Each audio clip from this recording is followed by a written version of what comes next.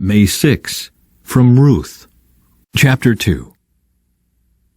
Now there was a wealthy and influential man in Bethlehem named Boaz, who was a relative of Naomi's husband Elimelech. One day Ruth the Moabite said to Naomi, "Let me go out into the harvest fields to pick up the stalks of grain left behind by anyone who is kind enough to let me do it." Naomi replied, "All right, my daughter, go ahead." So Ruth went out to gather grain behind the harvesters. And as it happened, she found herself working in a field that belonged to Boaz, the relative of her father-in-law Elimelech. While she was there, Boaz arrived from Bethlehem and greeted the harvesters. "The Lord be with you," he said. "The Lord bless you," the harvesters replied. Then Boaz asked his foreman, "Who is that young woman over there? Who does she belong to?" And the foreman replied, "She is the young woman from Moab who came back with Naomi. She asked me this morning if she could gather grain behind the harvesters. She has been hard at work ever since, except for a few minutes' rest in the shelter."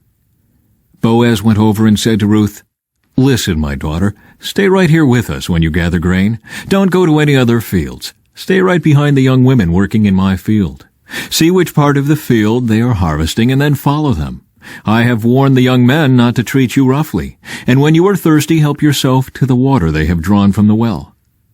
Ruth fell at his feet and thanked him warmly. "What have I done to deserve such kindness?" she asked. "I am only a foreigner." "Yes, I know," Boaz replied, "but I also know about everything you have done for your mother-in-law since the death of your husband.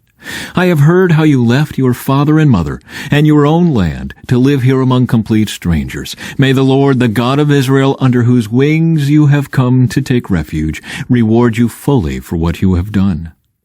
"I hope I continue to please you, sir," she replied. "You have comforted me by speaking so kindly to me, even though I am not one of your workers." At mealtime, Boaz called to her, "Come over here and help yourself to some food. You can dip your bread in the sour wine."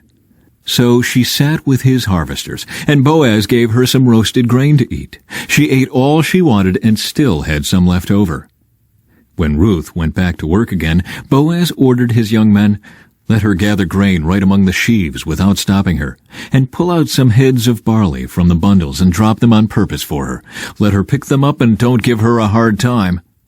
So Ruth gathered barley there all day. And when she beat out the grain that evening, it filled an entire basket. She carried it back into town and showed it to her mother-in-law. Ruth also gave her the roasted grain that was left over from her meal. "Where did you gather all this grain today?" Naomi asked. "Where did you work? May the Lord bless the one who helped you." So Ruth told her mother-in-law about the man in whose field she had worked. She said, "The man I worked with today is named Boaz." "May the Lord bless him," Naomi told her daughter-in-law. "He is showing his kindness to us as well as to your dead husband. That man is one of our closest relatives, one of our family redeemers." Then Ruth said, "What's more, Boaz even told me to come back and stay with his harvesters until the entire harvest is completed." "Good," Naomi exclaimed. "Do as he said, my daughter. Stay with his young women right through the whole harvest. You might be harassed in other fields, but you'll be safe with him." So Ruth worked alongside the women in Boaz's fields and gathered grain with them until the end of the barley harvest. Then she continued working with them through the wheat harvest in early summer, and all the while she lived with her mother-in-law. One day Naomi said to Ruth, "My daughter, it's time that I found a permanent home for you, so that you will be provided for. Boaz is a close relative of ours, and he's been very kind by letting you gather grain with his young women. Tonight he will be winnowing barley at the threshing floor. Now do as I tell you. Take a bath and put on perfume and dress in your nicest clothes. Then go to the threshing floor. But don't let Boaz see you until he has finished eating and drinking. Be sure to notice where he lies down. Then go and uncover his feet and lie down there. He will tell you what to do." "I will do everything you say," Ruth replied. So she went down to the threshing floor that night and followed the instructions of her mother-in-law. After Boaz had finished eating and drinking and was in good spirits, he lay down at the far end of the pile of grain and went to sleep. Then Ruth came quietly, uncovered his feet, and lay down. Around midnight, Boaz suddenly woke up and turned over. He was surprised to find a woman lying at his feet. "Who are you?" he asked. I am your servant Ruth, she replied. Spread the corner of your covering over me, for you are my family redeemer. The Lord bless you, my daughter, Boaz exclaimed. You are showing even more family loyalty now than you did before, for you have not gone after a younger man, whether rich or poor. Now don't worry about a thing, my daughter. I will do what is necessary, for everyone in town knows you are a virtuous woman. But while it's true that I am one of your family redeemers, there is another man who is more closely related to you than I am. Stay here tonight, and in the morning I will talk to him. If he is willing to redeem you, very well. Let him marry you. But if he is not willing, then as surely as the Lord lives, I will redeem you myself. Now lie down here until morning. So Ruth lay at Boaz's feet until the morning, but she got up before it was light enough for people to recognize each other. For Boaz had said, no one must know that a woman was here at the threshing floor. Then Boaz said to her, bring your cloak and spread it out. He measured 6 scoops of barley into the cloak and placed it on her back. Then he returned to the town. When Ruth went back to her mother-in-law, Naomi asked, what happened, my daughter? Ruth told Naomi everything Boaz had done for her, and she added, he gave me these 6 scoops of barley and said, don't go back to your mother-in-law empty-handed. Then Naomi said to her, just be patient, my daughter, until we hear what happens. The man won't rest until he has settled things today.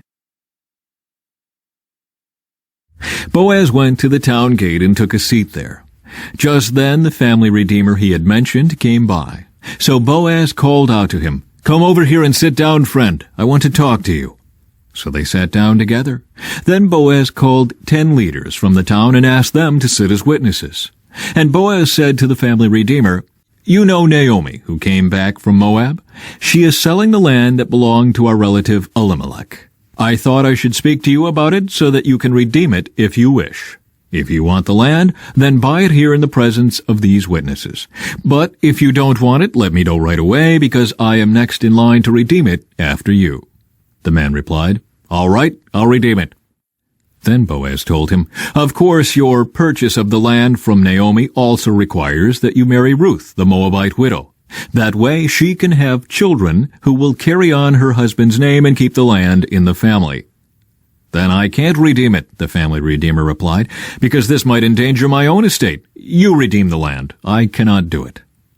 Now in those days it was the custom in Israel for anyone transferring a right of purchase to remove his sandal and hand it to the other party. This publicly validated the transaction.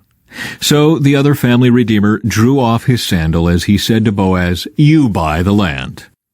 Then Boaz said to the elders and to the crowd standing around, you are witnesses that today I have bought from Naomi all the property of Elimelech, Kilion, and Mahlon. And with the land I have acquired Ruth, the Moabite widow of Mahlon, to be my wife. This way she can have a son to carry on the family name of her dead husband and to inherit the family property here in his hometown. You are all witnesses today. Then the elders and all the people standing in the gate replied, we are witnesses. May the Lord make this woman who is coming into your home like Rachel and Leah, from whom all the nation of Israel descended. May you prosper in Ephrathah and be famous in Bethlehem. And may the Lord give you descendants by this young woman who will be like those of our ancestor Perez, the son of Tamar in Judah.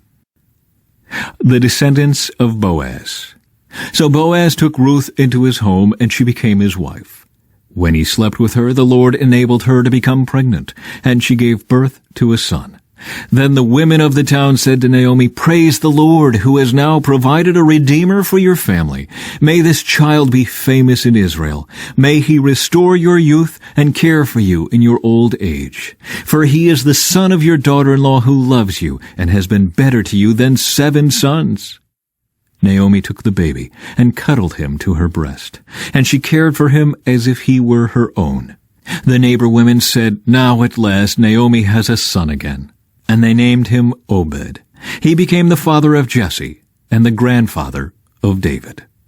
This is the genealogical record of their ancestor Perez. Perez was the father of Hezron. Hezron was the father of Ram. Ram was the father of Amminadab. Amminadab was the father of Nahshon. Nahshon was the father of Salmon. Salmon was the father of Boaz. Boaz was the father of Obed. Obed was the father of Jesse. Jesse was the father of David. From John. At the end of the 2 days, Jesus went on to Galilee. He himself had said that a prophet is not honored in his own hometown.